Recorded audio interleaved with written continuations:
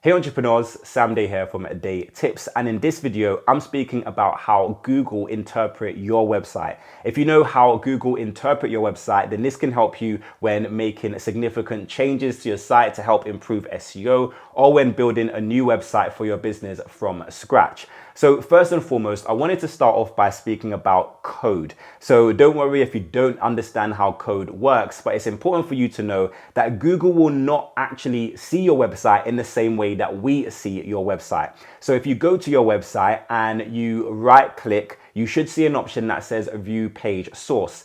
This will take you to the back end, the code of your site, and this is what Google actually starts to read. So there are a few important things in your code that will let Google know what that web page is about. So there's things that you need to include on that code so that Google can interpret that website effectively and rank it for the keywords that you want to be ranking for. So a lot of these things I've spoken about in my other SEO videos on this YouTube channel, but just to make it clear, Google bots, when they come to your website, they will usually go from the top of your website and then read the content right to the bottom. So what's the very first thing that Google bots will see when they come across your website? It's your URL, because your URL is at the top. This is why it's so important for you to include the keyword for that page in your URL. So the way you would do this is, let's say for example, you have a website about veganism and you've created a page and you want that page to be optimized for the best vegan recipes. In your URL, it would be yourwebsite.com/best vegan recipes. So you want to make sure that you separate each word in your keyword with a hyphen, so Google will interpret it as a sentence. The second thing you want to do is change your heading 1 tag. If you are someone who understands code, then you will know what I'm talking about. But if you don't understand or interpret code, that's absolutely fine. Most of the most popular website building platforms like Shopify, Squarespace, Wix, Weebly, WordPress, they all have a stylistic option called heading 1 or H1. And this isn't there just so your text looks good. This is there for you to put your keywords in your heading. So when you select heading 1, when you're creating your website in your WordPress or Squarespace or whatever platform you're doing, then the platform itself automatically inserts a H1 tag. And that is a tag that Google looks for when they're reading the code on your page. So again, you want to make sure that your main keyword appears in that heading 1 tag because Google will be looking out for it. You also have a heading 2 tag as well. And usually I recommend having your subtitle in that heading 2 tag, which contains maybe your keyword or a variation of your keyword. You don't want to overuse your keyword because you want to make your pages on your website readable, because that's another thing that Google look out for. They don't just want you to keyword stuff and just put your keyword in places that don't make sense to the reader. It needs to make sense. So sometimes if you've already used your keyword in your heading, it's absolutely fine to use a little bit of a variation in your subheading or in your heading 2. And obviously you can have further subheadings as well, maybe heading 3 tags, maybe throughout that content you might include further subheadings and different topics, and these again can contain your keywords or variations of your main keyword that you want to rank for in Google. Another thing you want to add to your code is your meta tag and your meta description. So this basically is usually in the SEO settings of whatever website platform you're using. So you want to find where those SEO settings are, and you will see where it says meta title and where it says meta description. This is the title and description snippet that is shown inside of Google to let us know as users, people who go to Google and search, to let us know what that web page is all about. And so you want to make sure that you don't miss this off here. Every page on your website, whether it's a blog page, whether it's a static page, or whether it's a product or a service page, make sure you include your meta title and your meta description, and that they also contain your keywords, because this is something that when Google comes across your code, they will be looking for to identify what that page is about. Now, notice how I've been speaking about pages and not websites, because Google will rank individual web pages and not necessarily entire websites. Now, they will go to your website and rank pages one by one. So the more pages you have on your website, the more opportunities you have to be ranked in search engines for a different keyword. This is really important because it means that you want to be creating new pages consistently on your website so you can be, ranking in Google for different keywords, and it increases the amount of traffic you can actually drive to your website from the search engines. Obviously, you want these pages to be of high quality. So don't just go and post random pages on your site or random blog articles that have no quality, because low quality pages can quickly be interpreted by the bots, and this will negatively affect your chances of ranking in Google if Google just starts to see your website as, a platform that puts out really terrible thin content. So how do you go about creating quality content and quality pages? Well, you want to do a little bit of keyword research, understand what it is that your target audience is searching for on Google.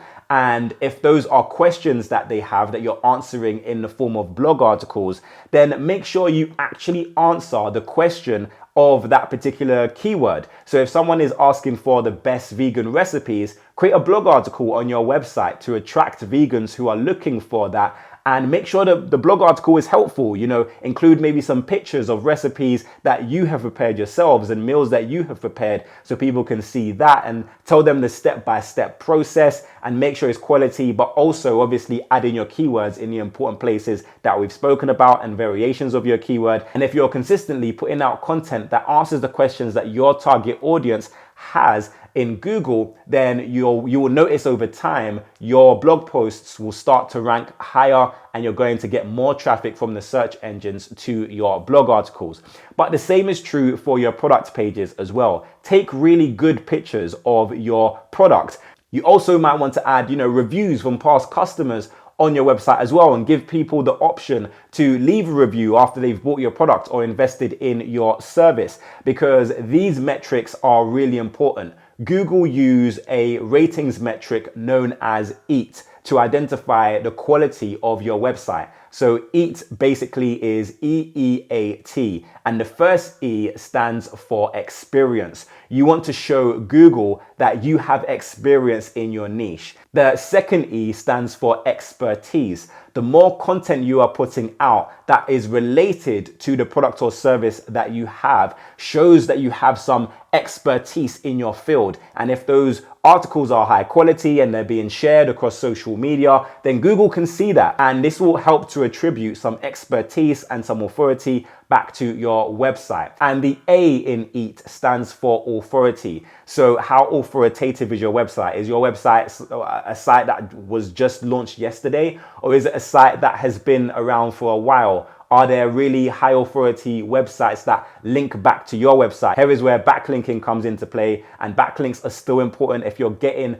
high authority websites to link back to you, or if you're linking to your own website from your social media platforms, then this is really great backlink juice. And lastly, the T in EAT stands for trust. How trustworthy is your website? And again, having things like reviews and ratings on your website is a great way to establish trust. Having social media accounts, but also having your about page and speak about, the clients that you've worked with, maybe the qualifications that you have and how long you've been in your industry. Put that all on your about page so that Google can see that you are a trustworthy website. You have to start thinking about some of the reasons why you use Google. We usually use Google because we know we can trust Google. It's going to return web pages to us that are of high authority websites, and the information is usually really trustworthy. So you essentially want to prove to Google that your website deserves to be ranked by producing quality content on a consistent basis, educating the people who are your ideal customers by answering their questions in the form of blog articles, and also having high quality products and services that you offer on your website so that people can give you positive feedback and reviews, and leave those reviews on your website, and also speak positively, hopefully, about your brand on social media.